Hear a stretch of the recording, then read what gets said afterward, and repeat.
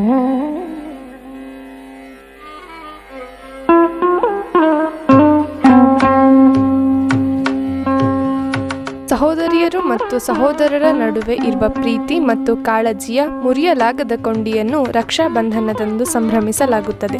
ಇದು ಭಾರತದ ಒಂದು ಪ್ರಸಿದ್ಧವಾದ ಹಬ್ಬವಾಗಿದೆ. ಶ್ರಾವಣ ಮಾಸದ ಹುಣ್ಣಿಮೆಯ ದಿನದಂದು ಈ ಹಬ್ಬವನ್ನು ಅದ್ದೂರಿಯಾಗಿ ಆಚರಿಸುತ್ತಾರೆ. ಹಿಂದೆ ಇದನ್ನು ಉತ್ತರ ಭಾರತದಲ್ಲಿ ಮಾತ್ರ ಆಚರಿಸುತ್ತಿದ್ದರು. ಆದರೆ ಕೆಲವು ವರ್ಷಗಳಿಂದ ಈ ಸಂಪ್ರದಾಯವು ದಕ್ಷಿಣ ಭಾರತದಲ್ಲೂ ಸಹ ಮುಂದುವರಿಯಿತು. ರಕ್ಷಾ ಎಂದರೆ ರಕ್ಷಣೆ ಮತ್ತು ಬಂಧನ ಎಂದರೆ ಬಂಧಿತ.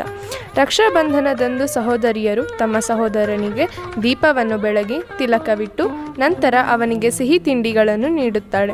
ನಂತರ ಅವನ ಮಣಿಕಟ್ಟಿನ ಮೇಲೆ ರಾಖಿ ಎಂದು ಕರೆಯಲ್ಪಡುವ ಪವಿತ್ರ ದಾರವನ್ನು ಕಟ್ಟುತ್ತಾಳೆ.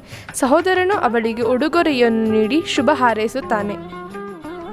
The story behind Raksha Bandhan comes from an Indian history and mythology. One of the most famous stories is from the Mahabharata, an ancient Indian epic. In this story, Lord Krishna once injured his finger, and Draupadi, the wife of Pandavas, quickly tore a piece of her saree and tied it around Krishna's finger. Lord Krishna was touched by her heart and promised her to protect whenever she needed help. Later, when Draupadi was in great distress, Krishna kept his promise and helped her.